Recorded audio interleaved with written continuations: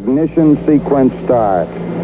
6, 5, 4, 3, 2, 1, 0. All engine running. Liftoff. We have a liftoff. As we wrap up 2024, we're taking a look back at some of the most viewed episodes of the Terra podcast from the past year. It's been an exciting year in space commerce, and we've chatted with some very innovative companies that are doing some very interesting things across all verticals of the industry. We're starting the top 3 most viewed episodes not with a company, but an organization. Florida is one of the epicenters of space commerce, with more launches from the state than anywhere else in the world. In 2006, 3 of Florida's existing state space agencies were combined to form Space Florida as a public corporation and innovation connector. In April, we talked with Space Florida CEO Rob Long about the agency's mission and the economic impact of the industry in the state. We're the state's aerospace financing and development authority. So what that really means is we endeavor to work with aerospace companies, and the definition of aerospace is pretty broad. But we work with aerospace companies in a partnering arrangement that endeavors to bring them here to the state to help them grow. And we do that through various tools, largely through financial tools that we have at our disposal, to ultimately lower the cost of capital, the cost of moving and growing here into the state of Florida. And that's, kind of something that we've developed over time and really provides a pretty nice benefit to a company when they're really trying to grow. And obviously we, the state and the areas where they grow into, then reap the economic benefits from that. So that's one side of our business. The other side is what we call our Spaceport Authority. And that sounds and is very similar to some of the other port authority roles that you might see out there in an airport or a seaport. We do it for a spaceport, and it's something that we are definitely growing, and we work very closely with partners at NASA and the United States Space Force here at Cape Canaveral to help build out the infrastructure necessary to ensure that the spaceport here can support the capacity of launches that are required to meet the demand signal from that side of the industry as well. So, those are our 2 main lines of business. But ultimately, we also are very much involved across the spectrum, whether it's workforce, all the enabling functions that are necessary for a business to grow and to thrive in Florida. We want to make sure that we're there to come alongside them and support them really, in 3 main areas. We like to say that, we have an unmatched financial toolkit, which I mentioned earlier. Obviously, we have an unbeatable location. There's number one, there's more launches to space happen here at Cape Canaveral than anywhere else in the country. And usually most places in the world can't compete with us. And that's obviously just here at Cape Canaveral, but really our purview spans the entire state, and there's opportunities across the entire state. And we do that with an expertise here in Space Florida that I would argue is second to none. Now, you're a government agency. Talk about your relationship a little bit with the Florida legislature and kind of how that whole process works. Yeah, Space Florida is a very unique organization overall. We are a public corporation that is chartered in statute by the Florida legislature. We actually are not in a traditional state agency, if you will. We have a little bit different arrangement. We have our independent board of directors that I report to as a CEO. They help guide us strategically as we go after the mission of increasing aerospace economic growth here in the state. We are under contract with the Department of Commerce, however, so we have a wonderful partnership with the Florida Department of Commerce and helping, mutually to grow the economy here in the state. And then we also have a great partnership with the Florida Department of Transportation. And then, as you may know, that space is actually an official mode of transportation here in the state of Florida, and it's we're the only state that actually recognizes that as such. And in doing so, that created a program with the Florida Department of Transportation where we partner on investments in infrastructure for spaceports. And so it's a great partnership. Space Florida is a unique organization that there is nothing else like it in structure across the country, and it's been pretty powerful to date. What types of products and services then does Space Florida offer to aerospace companies? Our main, I guess you would say, service in terms of helping companies grow or expand here into the state of Florida, move here to the state of Florida, I would say is largely centered around some of the financial tools that we have at our disposal.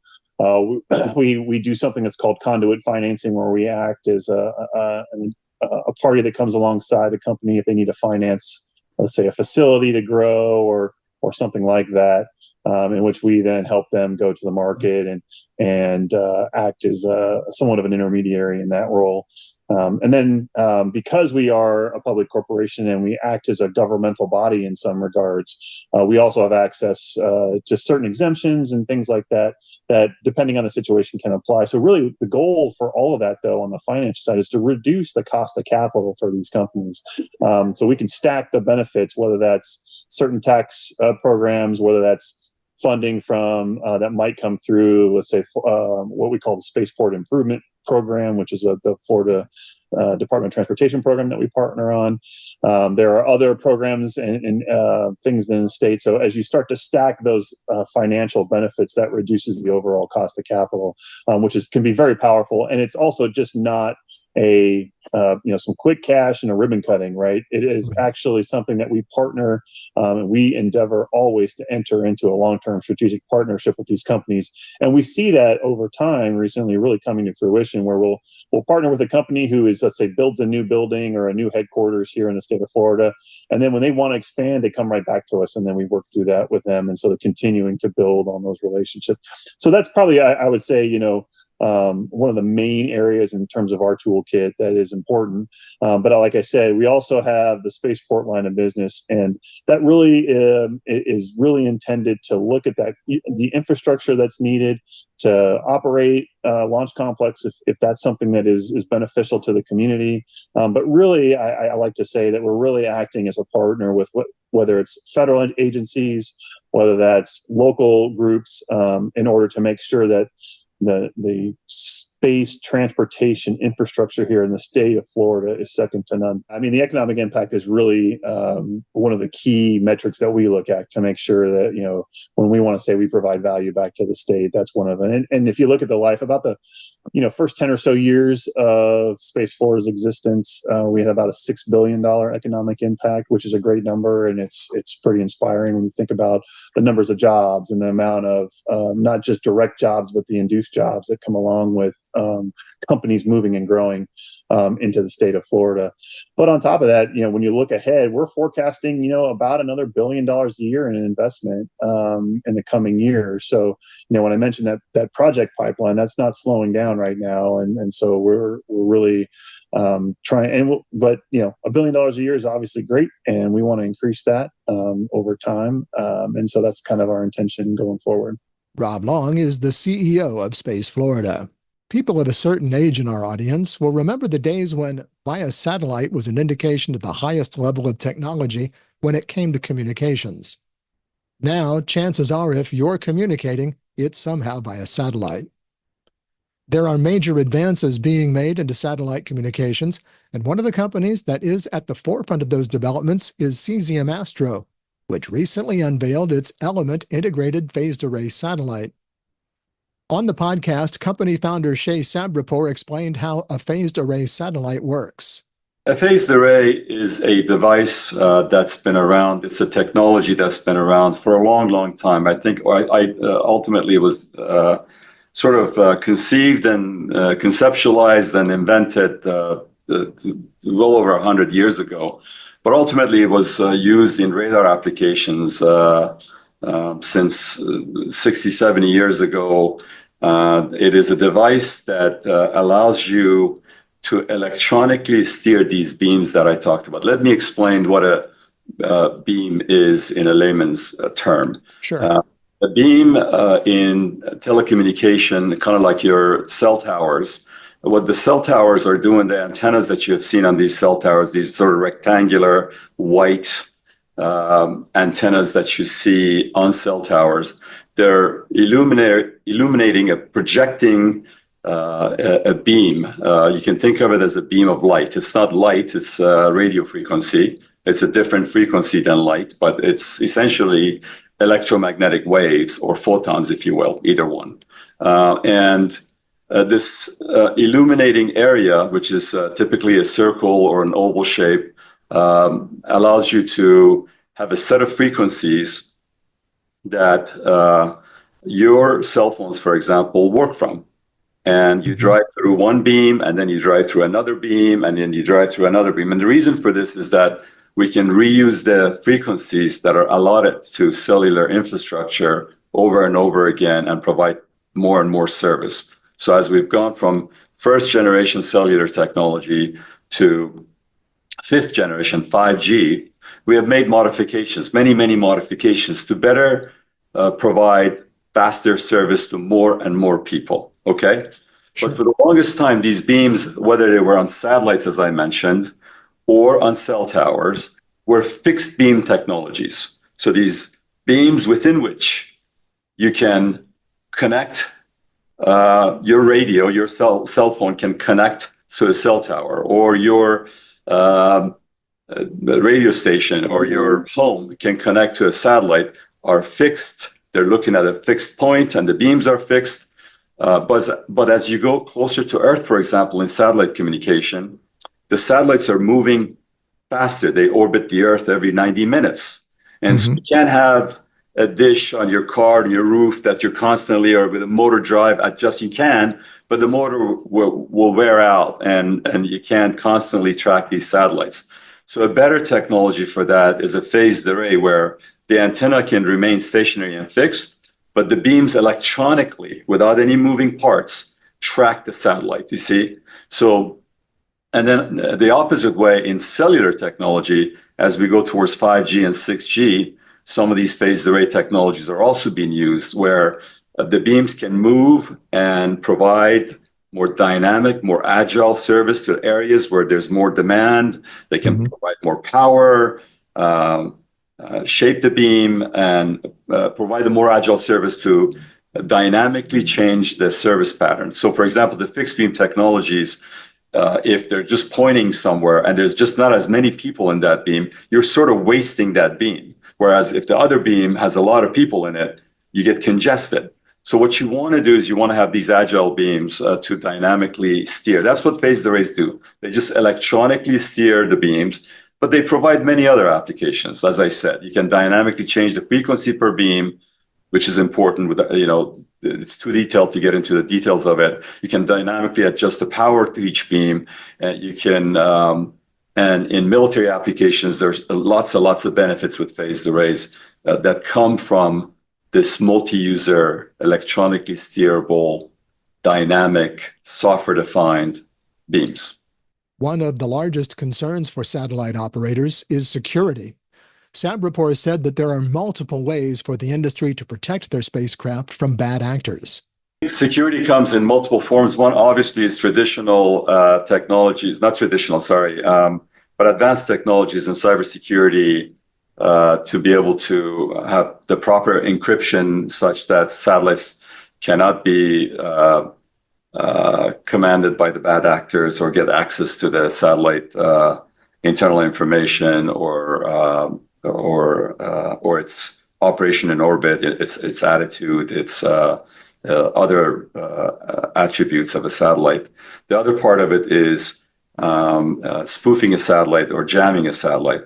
And that's an area where phased arrays are really effective. This is one of the reasons that also why I wanted to build a complete phased array satellite. Phased arrays allow you to really provide some anti-jam technology that, again, the details of which are beyond the scope of this talk, but phased arrays provide. This is what I've just talked about, all the agile frequency assignment to any beam, channelization, sub-channelization of frequencies within a beam, processing within the beam, adjusting the power for each beam, and then this the subject of anti-jam, anti-spoof is just a few examples of I like to call tens, if not 100, features of phased array technology that are very, very important, and that's why I believe the future belongs to this kind of technology. Sabripour said he hopes the company hopes to launch the first Element satellite on a SpaceX rideshare mission in October 2025. Coming up, shielding critical components against radiation in space, and a look ahead to what we think will be some of the biggest stories to follow in 2025 as we wrap up our 2024 year in review. But take a moment right now to click subscribe to be sure you don't miss any of our podcasts, or if you're watching on YouTube, any of the videos from Terra, the Journal of Space Commerce. Well, everything that travels into space is subject to radiation. Here on Earth, our magnetic field protects us from some of the most dangerous radiation that blasts our planet every day. But you don't have to get very far off the ground, relatively speaking, to have to be concerned about protection from radiation, both for people and for critical spacecraft components. Merek Chertkow is founder and CEO of the Radiation Team, a company specializing in mitigating the impacts and risks of ionizing radiation throughout the development life cycle of space systems. It's not so much that radiation work itself is hard. It's that it's tricky. And we'll probably get into this later. I could deep dive on this forever. At the end of the day, it's reliability. It's making a system survive being in outer space. And for those that don't know, reliability is always kind of the last thing that's put on a program or the first thing that's cut. The obvious example is we're here to make a flight computer survive in outer space. But if a customer doesn't have a flight computer, or it's not designed yet, or they're going through major trades, you can't start analyzing a component or a circuit until somebody has decided what components or circuits are going to go in that system. Otherwise, you're just churning forever. So some big institutions have this problem where they say, we want to do this mission. And then they say, okay, what is the requirements? Let's go find a bunch of parts that work for that system, and then let's start designing the system. And if you do it in that kind of serial effort, it'll go really, really slow. So the challenge is allowing design engineers to start designing their systems and working on the reliability at the same time, and then hopefully converging at the right time. But if there's any change, it can cause a lot of negative work. So that's one of the challenges. The other challenge is understanding what you really need. When a customer or a program says, I want a 5-year lunar base or thing or space station or whatever that does this, you're like, well, what does 5 years mean? Does it mean you have to survive 5 years exactly and then you can fail on the next day? Or do you have 30% reliability, 50% reliability? You can tune a bunch of knobs and spend a lot of time deciding what's good enough for a system. And some customers have those lines really, really strict. Like the big defense contractors, it's pretty clear what you have to go do, and there's a lot of margin. But for a lot of the small, young space startups, they're willing to take a lot more risk, but they just haven't, or they don't know how to decide what risk means in terms of insurance policies or business models or schedule or cost. So figuring out all these things and saying, when are we going to make an engineering design decision is a very tricky thing. It's much more than just radiation work. It's programmatic work. It's systems work, mission operations work. And so I can dig into a lot of those if a lot of that doesn't make sense, but it's a holistic approach in order to do necessary and sufficient engineering. But it sounds like everything is pretty much ad hoc. I mean, it seems like every system that you work on kind of requires its own parameters. That's true. That's definitely true. On that front, we have customers who say, how do we work with you? And we say, well, what do you need? Do you need testing? We can do turnkey testing.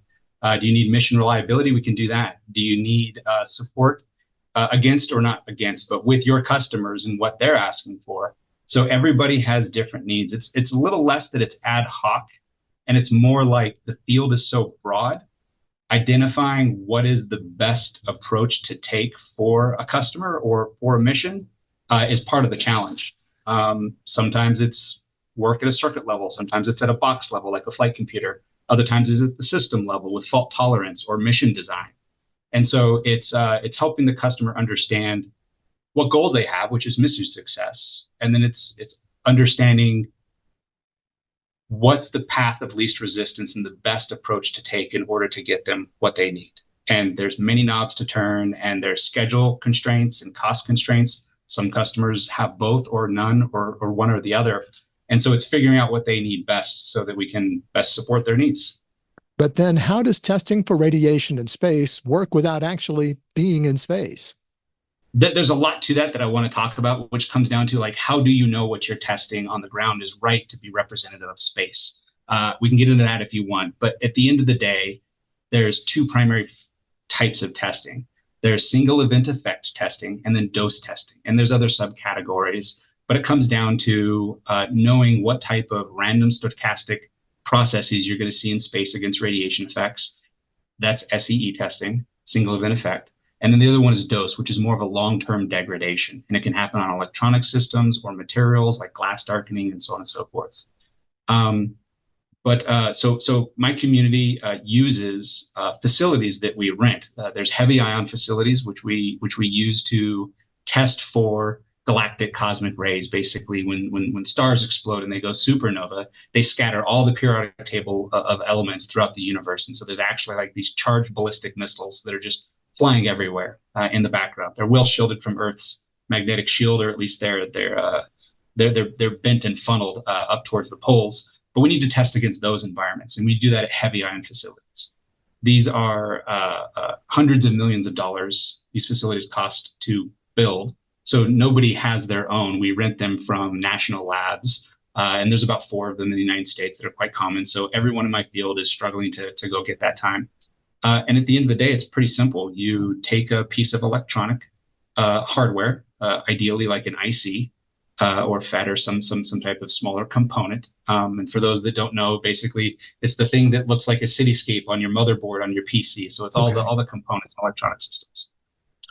We bias them, we power them, we put them in a functional state that is hopefully representative of flight, and there might be multiple states. And then you set them up and you hook up a data acquisition system and power and whatever else you need, and you basically turn them on. And then you request the beam, and there's a bunch of different ions and species that you can choose to hit it with, and you choose those carefully so that they represent what you're trying to do in space. The longer you are in space, the more likely you are to see a rare particle that you otherwise wouldn't see.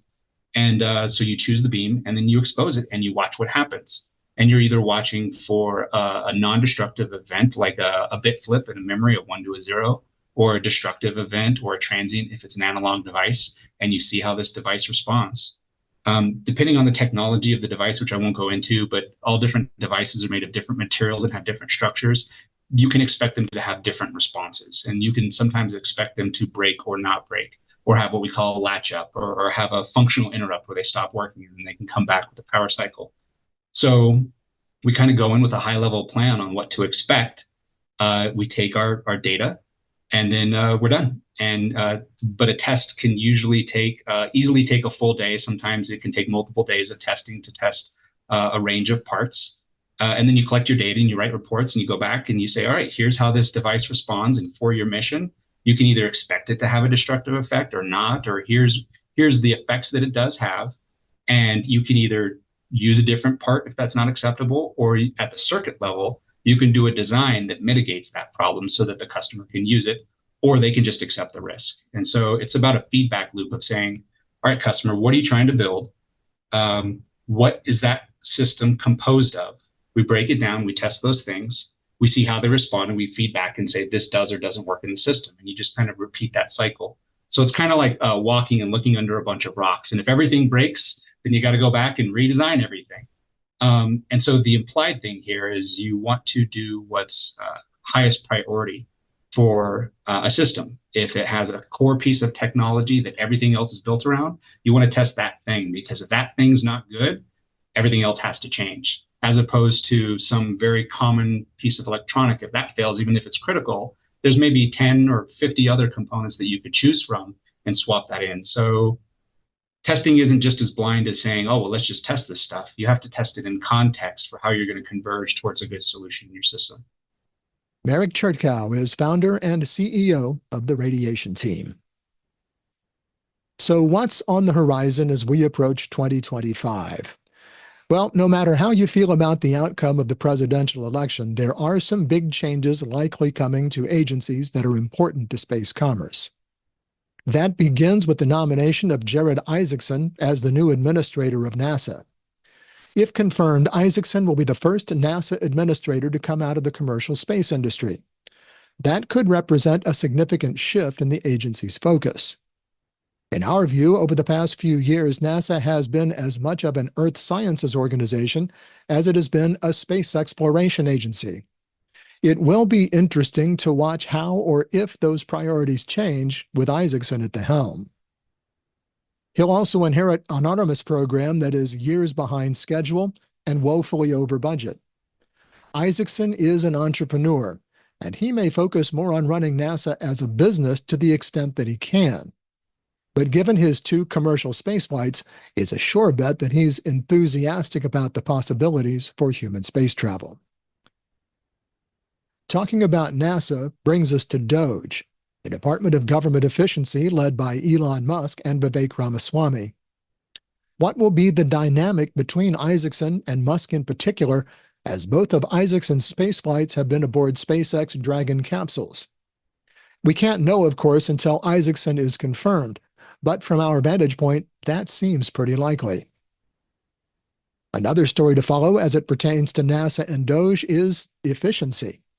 NASA's processes have come under close scrutiny from the GAO as well as its own Inspector General, with much of the focus being on cost overruns, contracts, and staffing. With Musk leading DOGE, what recommendations might be made to make NASA more efficient? If one of the recommendations is replacement of the SLS system with something more affordable, such as Orion or Falcon Heavy and Starship, this will certainly bring political repercussions on Capitol Hill, as well as accusations of favoritism and patronage aimed at Elon Musk in particular. Even if this is the right course of action to pursue, it would ignite a firestorm in the Washington political sphere and the entrenched defense industry contractors in particular. Another development is that current FAA Administrator Mike Whitaker has announced that he plans to step down on Inauguration Day to make way for a Trump appointee who has yet to be named. That new administrator will be faced with the rapidly changing space environment, an increased cadence of launches and re-entries, and likely multiple new technologies that will need to be certified. There is also the issue of the January 1, 2025 expiration of the moratorium on new regulations regarding human spaceflight. The incoming FAA administrator will need to deal with implementing whatever regulations Congress may craft, which will likely deal with occupant safety standards, vehicle certification, operational requirements, incident reporting, and insurance and liability. All of those topics might have a serious impact on the future of commercial spaceflight. The FCC will also have a new chairman who will be faced with a growing number of satellites that will require radio spectrum to carry out their missions. On the private side of things, of course, one of the main stories is going to be the ongoing testing of the SpaceX Starship system. In 2025, we feel like we will see the system complete a fully orbital flight test and recovery of both the booster and Starship itself. The demonstration of orbital refueling by Starship is a critical step on our journey back to the Moon and should be conducted sometime in late 2025. It's also fairly likely that in 2025, Blue Origin will successfully begin orbital operations with its New Glenn booster. Will that lead to competition for SpaceX in human orbital spaceflight? It's probably a pretty fair bet that Jeff Bezos has that in his sights.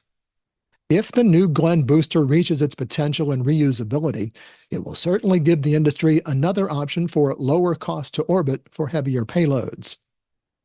We'll also be watching Boeing's work on the Starliner system.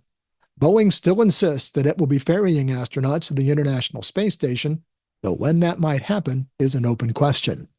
Meanwhile, Sierra Space is waiting in the wings like an understudy for an opportunity to have the Dream Chaser human-rated. Interestingly, this may well be one of the stories of the year. If its initial flights go well, look for an accelerated push to bring on a new manned version of Dream Chaser to replace the ailing Starliner. None of this even begins to touch on what developments might come in the realms of satellite communications, Earth observation, navigation, or so many other things rising out of the commercial space industry worldwide. We hope you'll continue to be here with us as we chronicle, cajole, and critique the new space industry. And that's going to do it for this edition of the Xterra podcast. You can subscribe to the audio version of the podcast on Spotify, Apple Podcasts, Audible, and many other popular podcasting platforms. Be sure to click subscribe so you don't miss any of our podcasts or any of our other videos. You can get daily updates on space commerce by subscribing to the Journal of Space Commerce on Substack at www.xterrajsc.com. And one thing more, be sure to connect with us on LinkedIn and follow us on X at xterrajsc. Until next time, I'm Tom Patton. Happy New Year, and thanks for joining us. I wanna go faster, faster. Hands in the air, we're gonna crash. Searching for the answers. My Galileo, the through is looking glass. Thirst for reason. Our dreamer's eyes we gaze into. A sense of purpose known by few. Like finding water on the moon.